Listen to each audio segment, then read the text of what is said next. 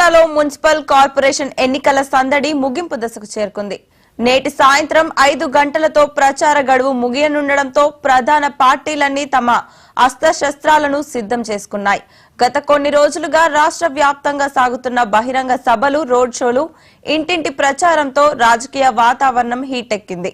గడువు ముగిసిన తర్వాత నైట్ పాలిటిక్స్ మొదలయ్యే అవకాశం ఉండడంతో అక్రమాలను అరికట్టేందుకు ఎన్నికల సంఘం నిఘా వర్గాలను అప్రమత్తం చేసింది. నేటి సాయంత్రం లోపే ఓటర్లను ఆకట్టుకునేందుకు నేతలు చివరి ప్రయత్నాలు చేస్తున్నారు.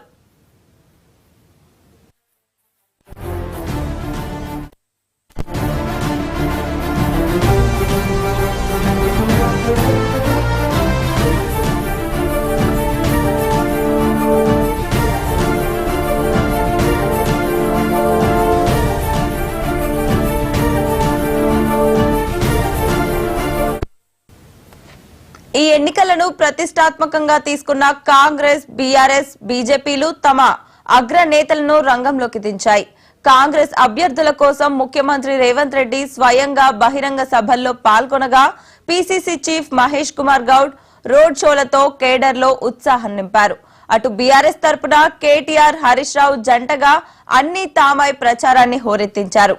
బీజేపీ జాతీయ అధ్యక్షుడు నితిన్ నబీన్, మహారాష్ట్ర సీఎం ఫడ్నవీస్ వంటి హేమాహేమీలు రాకతో కమలం దళం కూడా జోరు పెంచింది. వరంగల్ జిల్లాలో కాంగ్రెస్, బీఆర్ఎస్ మధ్య హోరాహోరీ పోరు నెలకొంది.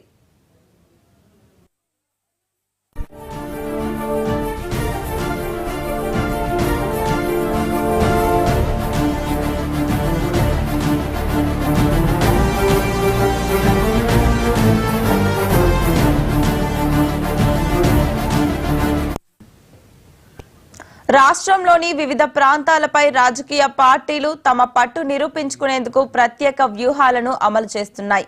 ఉత్తర తెలంగాణలోని కరీంనగర్, నిజామాబాద్, ఆదిలాబాద్ జిల్లాలను కైవసం చేసుకోవాలని బీజేపీ గట్టిగా ప్రయత్నిస్తోంది. మరోవైపు ఖమ్మం, నల్గొండ, మహబూబ్ నగర్ జిల్లాల్లో క్లీన్ స్వీప్ చేయాలని కాంగ్రెస్ లక్ష్యంగా పెట్టుకుంది. బీఆర్ఎస్ తన పాతకోట మెదక్ జిల్లాపై ప్రత్యేక దృష్టి సారించి మెజారిటీ స్థానాలను సాధించాలని భావిస్తోంది. వరంగల్ కార్పొరేషన్ లో గెలుపే లక్ష్యంగా మంత్రులు విస్తృతంగా పర్యటిస్తూ ప్రచారాన్ని ముగించనున్నారు.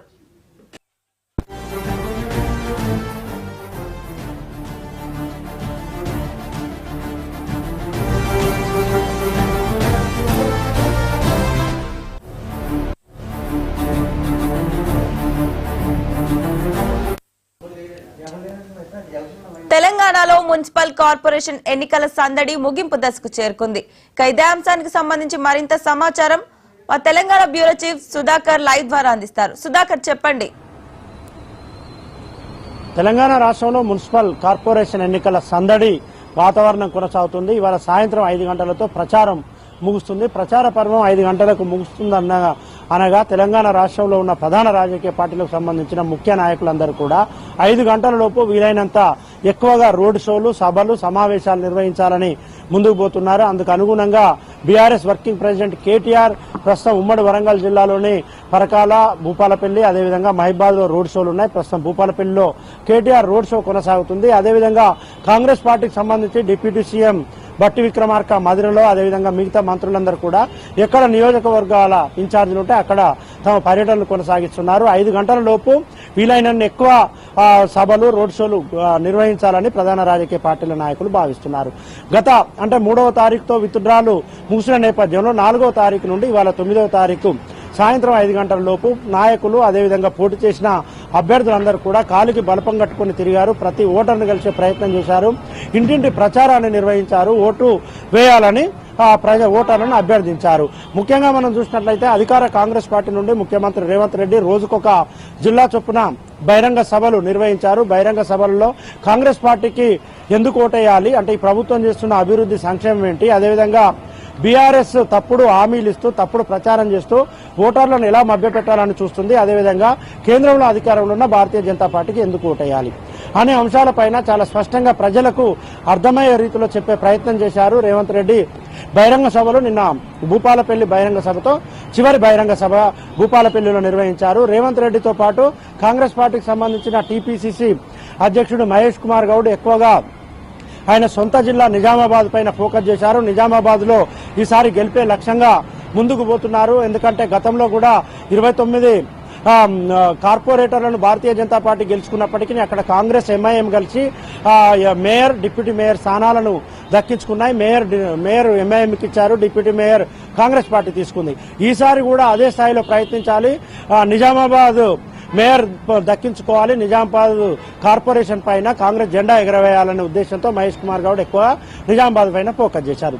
అదేవిధంగా మంత్రులందరూ కూడా ఒక్కొక్క మంత్రికి ఆయా జిల్లాలలో ఇన్ఛార్జీలుగా ఇచ్చారు.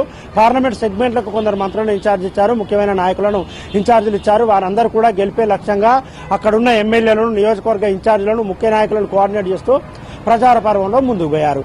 భారతీయ జనతా పార్టీ కూడా ఈ ఎన్నికలను ప్రతిష్టాత్మకంగా తీసుకుంది. ముఖ్యంగా ఉమ్మడి కరీంనగర్, ఉమ్మడి నిజామాబాద్, ఉమ్మడి ఆదిలాబాద్ ఈ 3 జిల్లాలపైన ప్రత్యేకంగా ఫోకస్ చేశారు. ఇక్కడ మెజారిటీ కార్పొరేషన్లను దక్కించుకోవాలి, మున్సిపాలిటీలను దక్కించుకోవాలి అనే ఉద్దేశంతో ముందుకు పోతుంది. ముఖ్యంగా కరీంనగర్ మున్సిపాలిటీని చూసినట్లయితే ఇక్కడ గెలిపే లక్ష్యంగా బండి సంజయ్ అన్ని తానే వ్యవహరిస్తున్నారు.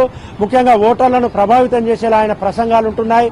ఆయన ప్రసంగిస్తూ తమను గెలిపించండి, బీజేపీకి కరీంనగర్ మున్సిపాలిటీని, కరీంనగర్ కార్పొరేషన్ గెలిపించండి, నిధులు తీసుకొస్తా అభివృద్ధి చేస్తానని చెప్తున్నాడు.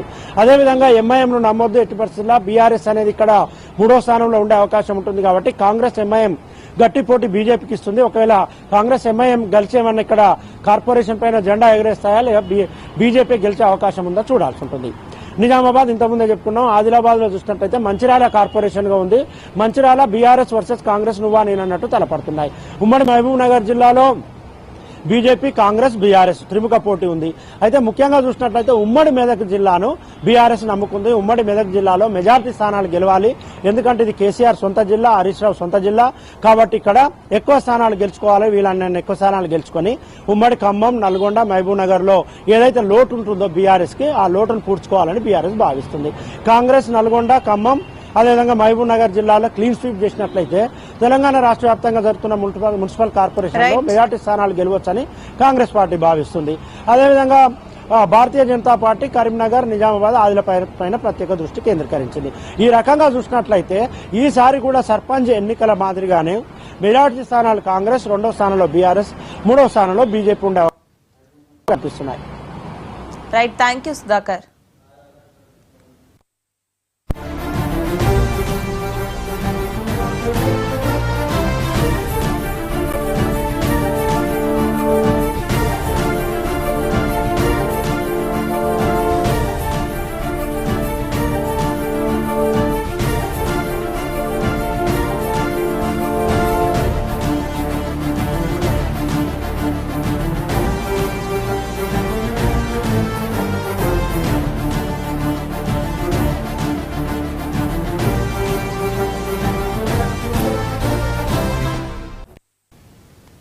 తెలంగాణలో మున్సిపల్ కార్పొరేషన్ ఎన్నికల సందడి ముగింపు దశకు చేరుకుంది. ఇక ఇదే అంశానికి సంబంధించి మరింత సమాచారం మా ప్రతినిధి రామ్ నరేష్ అందిస్తారు లైవ్ ద్వారా. రామ్ నరేష్, చెప్పండి. వెన్నెల, మున్సిపల్ ఎన్నికలకు సంబంధించి ప్రచార హోరు ఈ రోజు సాయంత్రం 5 గంటలతో ముగుస్తుంది. ఈ నేపథ్యంలోనే ప్రధాన పార్టీలన్నీ కూడా విస్తృత ప్రచారాలు అయితే కొనసాగిస్తున్నాయి. హోరాహోరీ ప్రచారాలతో హోరెత్తుతున్న పరిస్థితి అయితే ఉంది. ప్రధానంగా రాష్ట్ర వ్యాప్తంగా 116 మున్సిపాలిటీలు, అదేవిధంగా 7 కార్పొరేషన్లకు సంబంధించి 2900 వార్డులకు సంబంధించి ఎన్నికలు జరుగుతున్నాయి. ఈ నెల 11వ తేదీన ఎన్నికలు జరుగుతున్నాయి. అదేవిధంగా 13వ తేదీన కౌంటింగ్ ఉంటుంది. ఈ నేపథ్యంలోనే ఈ రోజు సాయంత్రం అంటే ప్రచార పర్వం ఏదైతే ఉందో ఆ ప్రచార పర్వం ఈ రోజు సాయంత్రం 5 గంటలతో ముగుస్తుంది. ఆ తర్వాత ఎలాంటి ప్రచారాలు నిర్వహించకూడదని చెప్పేసి ఎన్నికల కమిషన్ నిబంధన ఉంది. ఈ నేపథ్యంలోనే సాయంత్రం 5 గంటల లోపు విస్తృత ప్రచారాలు నిర్వహించాలని చెప్పేసి అన్ని ప్రధాన పార్టీలు ప్రచారాన్ని విస్తృతంగా నిర్వహిస్తున్నాయి. ఈ రోజు ప్రధానంగా చూసుకుంటే బీఆర్ఎస్ పార్టీకి సంబంధించి బీఆర్ఎస్ వర్కింగ్ ప్రెసిడెంట్ కేటీఆర్ పెద్ద ఎత్తున ప్రచార కార్యక్రమాలు నిర్వహిస్తున్నారు. ఇటు వరంగల్ జిల్లా కానీ అదేవిధంగా మహబూబాబాద్ జిల్లాల్లో విస్తృత పర్యటన చేస్తున్నారు. అదేవిధంగా ఇటు పార్టీకి సంబంధించిన మాజీ మంత్రి హరీష్ రావు కూడా ఇటు దుబ్బాక, మెదక్ జిల్లాల్లో విస్తృతంగా పర్యటిస్తున్న పరిస్థితి. ప్రధానంగా చూసుకుంటే మున్సిపల్ ఎన్నికల్లో కాంగ్రెస్ పార్టీకి ధీటుగా ఎదుర్కొనేందుకు బీఆర్ఎస్ పార్టీ పక్కా వ్యూహాలు అయితే అమలు చేస్తున్న పరిస్థితి. మొదట్లో ప్రచార కార్యక్రమాలకి అగ్రనేతలు దూరంగా ఉండాలి అని చెప్పేసి భావించారు. ప్రధానంగా స్థానిక నేతలు ఎవరైతే ఉన్నారో వాళ్ళకి ప్రచార బాధ్యతలు కానీ అదేవిధంగా అభ్యర్థుల ఎంపిక బాధ్యతలు అన్ని కూడా అప్పగించారు. అయితే సీఎం రేవంత్ రెడ్డి విస్తృత పర్యటనలు, మంత్రులకు ఇన్ఛార్జ్ బాధ్యతలు ఇచ్చిన నేపథ్యంలో నేపథ్యంలో పార్టీ ధీటుగా ప్రజల్లోకి వెళ్లాలంటే అగ్రనేతలు కూడా పర్యటించాలని చెప్పి భావించారు. అందులో భాగంగా కేటీఆర్ పలు జిల్లాల్లో పర్యటించి మున్సిపల్ ఎన్నికల్లో కాంగ్రెస్ ధీటుగా బీఆర్ఎస్ పార్టీ ఉందని చెప్పేసి ఆ నినాదాన్ని ప్రజల్లోకి పెద్ద ఎత్తున తీసుకురా ఏదైతే ఇచ్చిన హామీలు అమలు చేయడం లేదంటూ కూడా కాంగ్రెస్ పార్టీకి సంబంధించిన అంశాలన్నింటినీ కూడా ప్రజల్లోకి విస్తృతంగా తీసుకెళ్లిన పరిస్థితి ఉందని చెప్పుకోవచ్చు. ప్రధానంగా 3 జిల్లాలపై ప్రత్యేకంగా హరీష్ రావు దృష్టి పెట్టిన పరిస్థితి ఉంది. ఆ 3 జిల్లాల్లో ఎట్టి పరిస్థితుల్లో మున్సిపాలిటీలను కైవసం చేసుకోవాలని చెప్పేసి హరీష్ రావు దృష్టి పెట్టారు. మిగతా జిల్లాలకు సంబంధించి కేటీఆర్ విస్తృతంగా పర్యటనలు చేస్తున్న పరిస్థితి ఉంది. స్థానిక నేతలని ఇన్ఛార్జీలుగా ఇచ్చేసి అక్కడ ప్రచార బాధ్యతలన్నీ కూడా వారినే అప్పగించిన నేపథ్యంలో సాయంత్రం 5 గంటల వరకు ప్రచార బాధ్యతలన్నీ ముగిసిన నేపథ్యంలో విస్తృత పర్యటనలు అయితే చేస్తున్న పరిస్థితి ఉంది. మరోవైపు ఏదైతే ఈ మున్సిపాలిటీలకు సంబంధించి ఏదైతే 2996 వార్డులు ఉన్నాయో వాటికి సంబంధించి 12,996 మంది పోటీ చేస్తున్న నేపథ్యంలో వారికి సంబంధించి అంటే చాలా మున్సిపాలిటీలో చతుర్ముఖ పోటీ ఉంది కాబట్టి ఈ ఎన్నికల్లో అన్ని పార్టీలు కూడా ప్రతిష్టాత్మకంగా తీసుకున్న పరిస్థితి ఉందని చెప్పుకోవచ్చు. Vennela. Right, thank you Ram Naresh.